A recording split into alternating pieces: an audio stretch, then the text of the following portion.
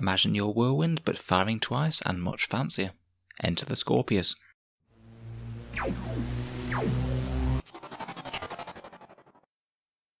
Hello and welcome back to Auspex Tactics, the strategy focused 40k channel where we're all about getting the most out of our models on the table. Today we'll be continuing our look through the Space Marine Forge World units, with a focused review of the Relic Whirlwind Scorpius, the interesting and destructive whirlwind variant sold by Forge World. In the review we'll take a look at the model's datasheet, any obvious buffs, synergies and combos we can see with it, and how I would use them on the tabletop. In the background, the Whirlwind Scorpius is a rare variant of the Deimos pattern whirlwind that was widely used during the Great Crusade. The Scorpius packs an anti-infantry rocket launcher known as the Scorpius multi-launcher in place of the standard whirlwind missile launcher. As with so many rare relics from the Horus Heresy, knowledge of how to produce the Scorpius in large numbers was lost to the Imperium, select chapters only being able to create new Scorpius multi-launchers. In game it most certainly packs a punch as well, so let's see what it can do in the rules. So the Relic Scorpius will cost you 250 points, and is, weirdly enough, an elite's choice for Codex Space Marines. I think I would have made it heavy support myself, as it is essentially an artillery piece, albeit a rare one. For this very mighty investment, you get a standard Rhino chassis profile. It's most certainly nothing spectacular on the defensive point of view. It has a movement of 12, weapon skill 6, ballistic skill 3+, strength 6, toughness 7, 11 wounds, 3 attacks, leadership 8 and a 3-up save, and it degrades in exactly the normal way. For such a whopping price tag you're going to have to keep this tank safe, as in a points per wound basis it is far less durable than the standard whirlwind. As we mentioned, this thing comes equipped with the Scorpius multi-launcher, a 48-inch range heavy 3d3 gun with a strength of 6, AP-2 and a flat damage of 2, and as per normal with artillery weapons, it can target units not visible to the firing model. Very importantly though, it has the rocket barrage special rule. On any turn which the Scorpius does not move during the movement phase, you can fire its Scorpius multi-launcher twice in the following shooting phase, so that actually means that it will be firing 63 times, for an average of 12 shots every shooting phase.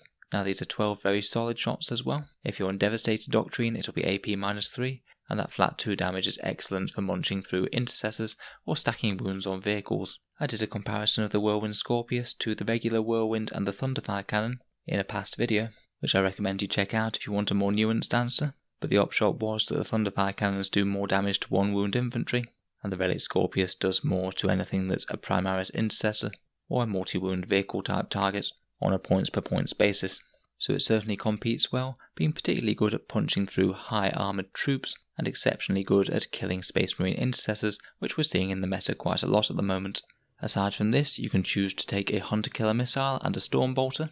Generally I'm fairly happy to recommend both of these upgrades, particularly if you happen to be stacking a lot of buffs on it such as Chapter Masters or Lieutenants, but the Scorpius is a bit of a special case, being such a fragile vehicle point for point, and not having any mobility if you want to fire that mighty rocket launcher twice. So honestly I could quite happily leave both of them off. This thing absolutely just needs to be focusing on staying out of line of sight, and not at all about worrying about a little bit of anti-infantry fire or firing off a single crack rocket shot.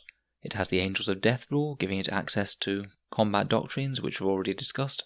It'll explode on a roll of a 6 when it dies for your standard D3 mortal wound explosion, and it also has smoke launchers, though I suspect that they'll be rarely used, as that Scorpius multi-launcher is basically effective against near every single target in the game, with a high number of shots, good AP and multi-damage. So overall the Relic Whirlwind Scorpius is a very powerful little Space Marine artillery piece, with a very high points per damage ratio against hard targets, at least compared with the other competitors. It's very fragile point for point, and will be happiest loitering out of line of sight, popping off those missiles all game long. So let's have a quick chat about different ways that we can get a bit more out of this guy. In terms of chapter tactics, naturally the Devastator Doctrine Space Marines will be pretty effective with this. Iron Hands, getting reroll 1s, a 6-up Feel No Pain, and slower degrading is always great for vehicles. Imperial Fists are particularly solid with the Scorpius, having Ignores Cover is great for flushing out things like Intercessors and Tactical Marines on objectives, and getting an extra pip of damage against vehicles can allow this thing to function perfectly adequately as a tank hunter. Dark Angels like to hang out in the Devastator Doctrine, which will be handy for the extra AP, plus an extra 6-inch range doesn't hurt at all to be honest, as 48 inches isn't going to cover the entire table, particularly if you're keeping it nice and safe at the back of your army. Other interesting options are Ultramarines, as they count as stationary while they're in their tactical doctrine, so to my understanding that would mean that you could move and shoot still using the rocket barrage to double tap the Scorpius launcher. Raven Guard or Stealthy chapters could add a modicum of extra defense, with always counting as being in cover further than 12 inches away, although it is certainly possible you might be able to get a cover save if you deploy this guy right. Master Artisans and Salamanders can also help out damage output with a few additional rerolls.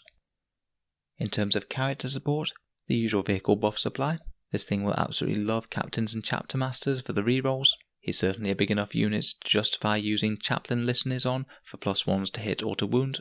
Tech Marines can repair him, should he get beaten up a bit, and the Master of the Forge from Faith and Fury can be used to make this guy hit on 2+, because of that very nice +1 to hit for vehicles aura. In terms of stratagems, Games Workshop removed the Whirlwind keyword from the Relic Whirlwind Scorpius to prevent players from shooting twice with the suppression fire stratagem, among other things, so it is a touch more limited than it was before. Naturally, any supplement book stratagems that increase damage output, such as the Salamander's +1 to wound, will be very powerful. The majority from the main Codex are pretty situational for the Scorpius. Armour of Contempt could give it some defense against mortal wounds, and big guns could keep it a bit more accurate if it has to move, though of course losing rocket barrage is far from ideal. So how would I use the Scorpius in-game? As I've already mentioned, the main challenge is going to be keeping it alive. If this thing gets to fire for 2 or 3 turns, it's going to have a massive impact on the game, because it's got very decent firepower that you can target exactly where it needs it, because it ignores line of sight and has a huge range. I find that the Scorpius is enormously dependent on the type of table that you have. If there's good line of sight blocking terrain, then the Scorpius is a really strong choice, as he can lurk out of line of sight at the back of your army, pretty much safe from reprisals, and make his presence felt. If you happen to have a deployment zone that doesn't have a big enough line of sight blocking terrain piece to keep your Scorpius safe, then you could be in for a bad time, as over 200 points for the defensive profile of a Rhino chassis just isn't very good at all, frankly. This is really not the sort of tank that you want to be losing turn 1. So deployment is pretty much the biggest individual decision you need to make. Where can he stay safe?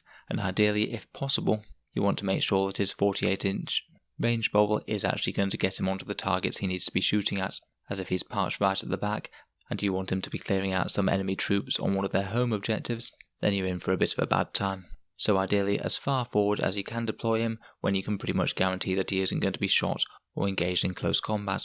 If the worst happens and you have to deploy him exposed, you could consider prepared positions if you're going second, though it's not necessarily going to save him. From there it's basically just applying the firepower to the units that most need to die each turn. In particular, if you can get him shooting at things like intercessors, that's where you're going to get some of the best value out of him. In the later game, don't be afraid of moving. You will cut your damage output by less than half, but sometimes being able to get in range of a certain unit is more important than having literally the maximum amount of damage, particularly where crucial objectives are concerned. Overall, I do really like the Scorpius. It's certainly a very strong choice for the new Marines, and is an absolute standout unit for the Imperial Fists. I would personally be a bit hesitant about bringing him to a tournament unless I was sure there was going to be decent line of sight blocking terrain on each table, which some of the more competitive events manage better than others. But in general he does certainly have a competitive niche within the Space Marines army, and he certainly shapes up versus the Thunderfire and Whirlwind, who are his main rivals within the Codex. Let me know your thoughts and opinions on the Scorpius down in the comments below.